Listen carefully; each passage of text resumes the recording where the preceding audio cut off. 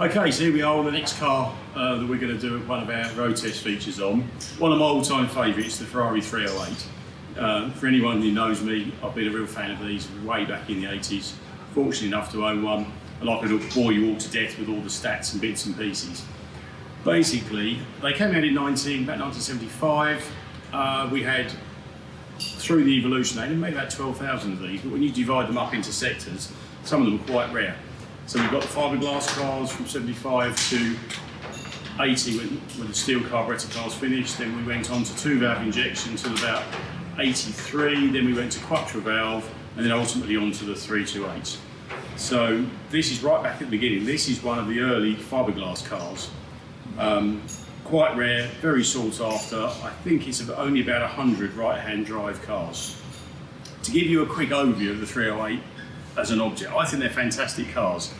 They've got space, they've got quite a lot of pace, they're quite nice to drive, they've got a lot of cabin space, they're bigger than the Dinos, not as cumbersome as the Boxers. I think they're really cool cars. So if I just talk you around some of the sort of features that they've got. So when it comes to actually using these cars and how they are to live with, you've got quite a lot of space in the 308. You've got a bit of space up the front. This is a really early car with the zip-up spare wheel cover, only on really early 308s. Space save spare wheel, but you can get a few bits and pieces under the front there and a cover to cover that up. So you've got a bit of space at the front. And they've actually got one of the biggest boots of all the Ferrari range. You've got a full width rear boot. On some of the other cars, 360s, 355, things like that, you've got a sort of deep box at the front. This, you've got a full length, full width rear boot. You can get things like golf clubs and stuff in here really easily room for 2 or 3 hold-ons for going away. So it really works as a car to go away in. The engine. Now the engine was quite special in these. This was the start of the 308s. They played around with these in the GT4s. This was your 3-litre flat plane crank V8 Ferrari engine that actually carried right through all the 308 series. Then they put the quattro valves in it, so you went right through all the 328s, went on to the 288 GTO, pretty much the same setup with your turbos. The F40 had some extra lubrication, but pretty much the same car. Went right up until all the Mondial range had these in, right up until the 3.4 came out on the Mondial T first. So this engine was a real game changer, and they used it for a lot of years.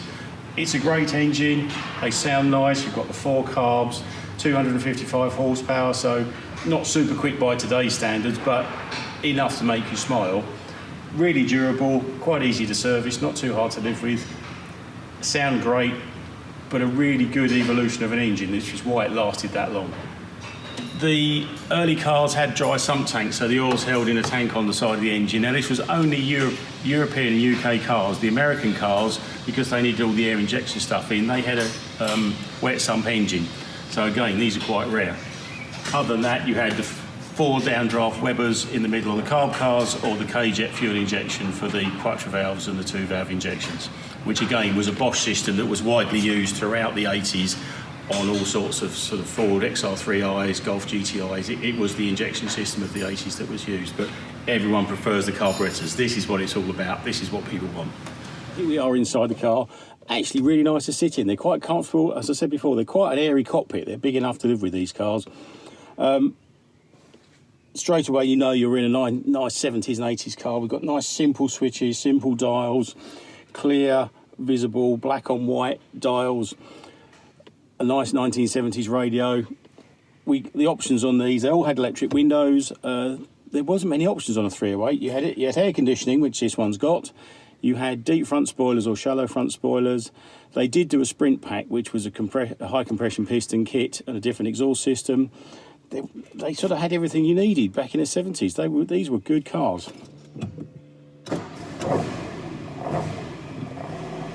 So straight away, we're just looking for things like oil pressure to come up. Sometimes you have to give the gauges a little tap sometimes, but that's just classic cars for you.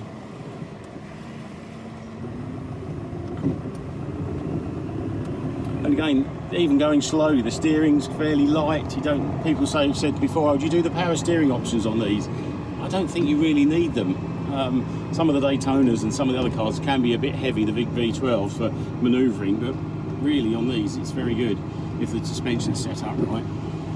Visibility is quite good. One of the things you do get on these is the little California mirrors on the side. They're not the best in the world for looking in and seeing what's behind, I must say. They look quite cool from the outside, but they're not very good to seeing in. Here we are out on the road, things are warming up a bit. One of the things that's great about the 308 is the intake for the airbox is right behind your right here. So when you've got the window down, as you ease, you get this lovely big roar in your ear, which is fantastic. This one we've just done all the servicing on, all the timing, tuned the carbs. I must say, pulls really well. And the sort of acid test as you pull out of a roundabout here, but in low speed, and then just squeeze it, and it just pulls from nothing.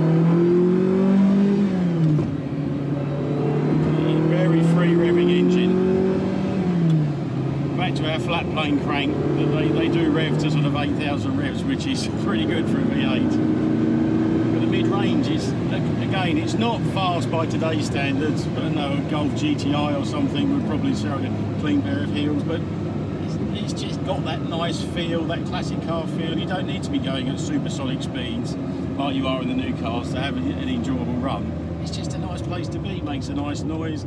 They've got good firm brakes for what they are. Back in the 70s, these would have been a quick car. They handle nicely. You can, everything on the suspension is adjustable. You can shim everything so you can get them set up right. And again, you just ease it down. Lovely noise and a really nice pull. Now the gearbox is warmed up. It's all working nicely.